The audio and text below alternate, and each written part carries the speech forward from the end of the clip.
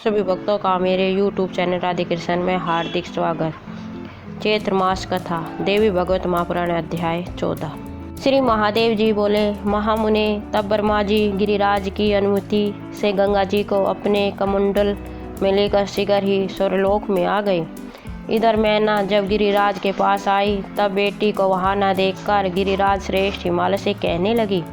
मेनका बोली, राजन प्रभु, मेरी प्राण प्यारी पुत्री गंगा कहाँ गई?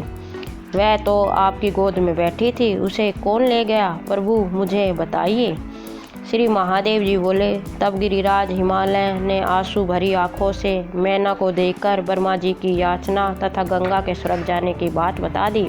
मुनि श्रेष्ठ ऐसा सुनकर गंगा के विहार से दुखी गिरिराज पत्नी मैना ने अनेक प्रकार से रुदन करने लगी। ज्ञानियों में श्रेष्ठ गिरिराज ने मैना को सांत्वना दी और उन्हें वह सारी बात बताई जो गंगा ने स्वयं उनसे कही थी।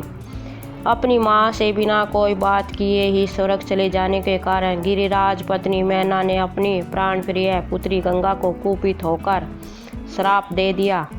मुझ माता से बिना बात किए तुम स्वर्ग कैसे चली गई? इसलिए तुम जल रूप में पुण्य पृथ्वीलोक पर आना ही होगा। नारद इस प्रकार हिमवान की पत्नी मैना श्राप देकर भवन में चली गई और गिरिराज हिमवान भी उनके साथ चले गए। महात्मे इधर स्वर्गलोक में गंगा को लाकर देवगण अत्यंत उल्लासपूर्वक उनके विवाह संबंधी मांगलिक क्रियाएं करने लगे। तदनंतर प्रसन्न मन ब्रह्मा जी ने शिव जी को आदर पूर्वक बुलाने हेतु नारद जी को कामरूप महापीठ भेजा। नारद जी के कामरूप में जाकर भगवान शिव को योग अभ्यास में संलग्न एवं ध्यान मगन देखा।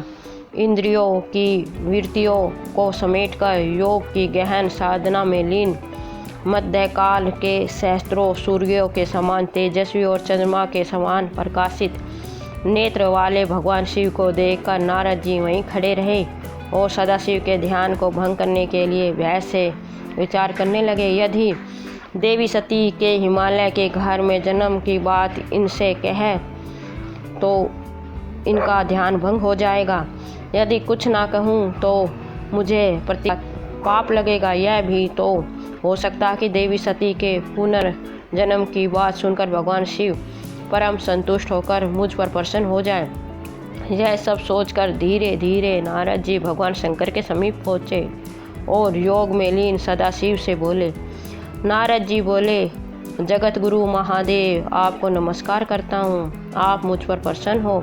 मैं आपके पास से आपके लिए सती को लाने हेतु गया था। प्रभु, आपकी प्रिया सती पुण्य आपको पति रूप में पाने की इच्छा से जन्म ले चुकी है। उन्हें प्राप्त करने हेतु मेरे साथ चलिए। अब योग चिंतन छोड़िए। श्री महादेव जी बोले। नारद जी की बातें सुनकर भगवान शंकर उसी समय ध्यान छोड़कर वह मेरी सती कहाँ है ऐसा कहते हुए शिष्ट हो गए। तब नारद जी ने उन्हें बताया, प्रभु, भगवती सती अपने अंश रूप से हिमालय की सुंदर नेत्रों वाली बेटी के रूप में गंगा के नाम से जन्मी है। उन्हें सभी देवताओं के साथ ब्रह्मा जी स्वर्ग ले आए हैं और आपको प्रदान करना चाहते हैं। इसी नियमित मुझे भेजा है। अतः आप मेरे साथ चले और अपनी रमणीता पत्नी को प्राप्त करें। तब तक ब्रह्मा जी अपने कमुंडल में शिष्ट परा प्रकृति के अंश से उत्पन्न तीनों लोकों के पवित्र करने वाली सुंदर रूप वाली उन शिव प्रिया की देखभाल करते रहे।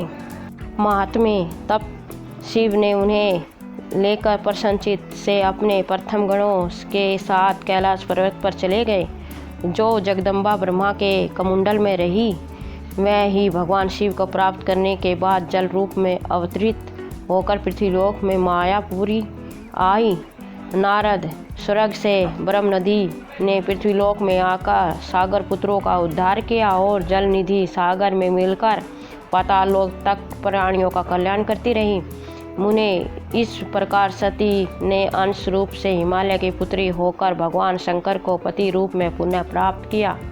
मुनिवर भगवती सती ने ही अपने दूसरे रूप का पूर्ण अवतार में पार्वती रूप में जन्म लेकर भगवान शंकर को पति रूप में प्राप्त किया। इस प्रकार श्री महाभागवत पुराण के अंतर्गत श्री महादेव नारद संवाद में गंगा विवाह वर्ण नामक 14वां अध्याय पूर्ण हुआ। जय माता दी। आपको मेरा वीडियो कैसा लगा कमेंट बॉक्स में अवश्य बताएं। मेरे वीडियो को लाइक शेयर और चैनल को सब्सक्राइब करें। धन्यवाद। जय माता दी।